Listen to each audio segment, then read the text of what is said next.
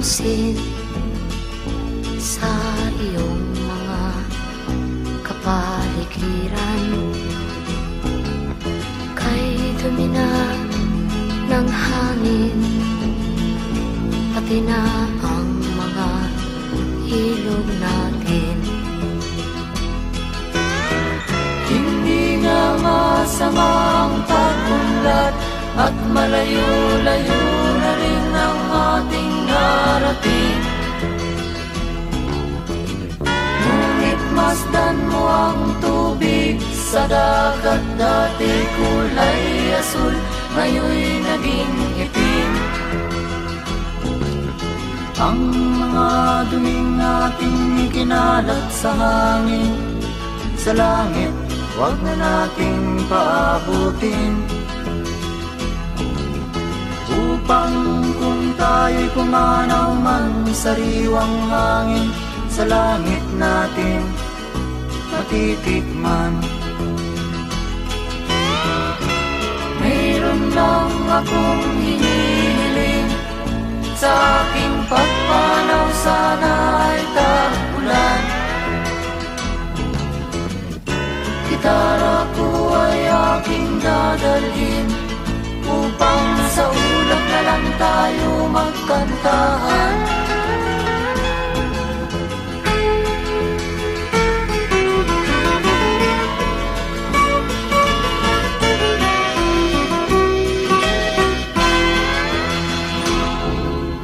Ang mga bata ngayon lang isinilang, may hangin pa kayang matitikman.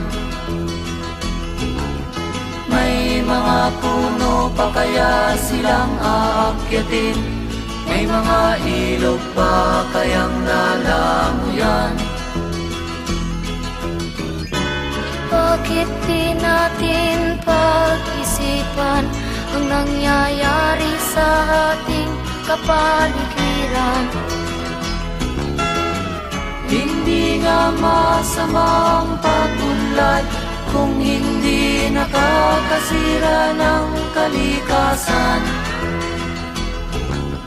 Darating ang panahon, mga ibong dala ay wala nang madadapuan.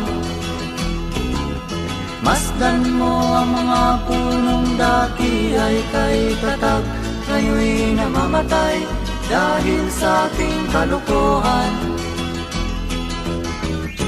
Lahat ng bagay na narito sa lupa, biyayang galing sa Diyos kahit nung ika'y wala pa. Ingatan natin at huwag nang sirain pa, pagkat pag kanyang linawi tayo'y mawawala na. Mayroon lang akong hinihiling, sa aking pagpanaw sana ay tag-ulan. Gitara ko ay aking dadalhin, upang sa ulap na lang tayo magkantahan.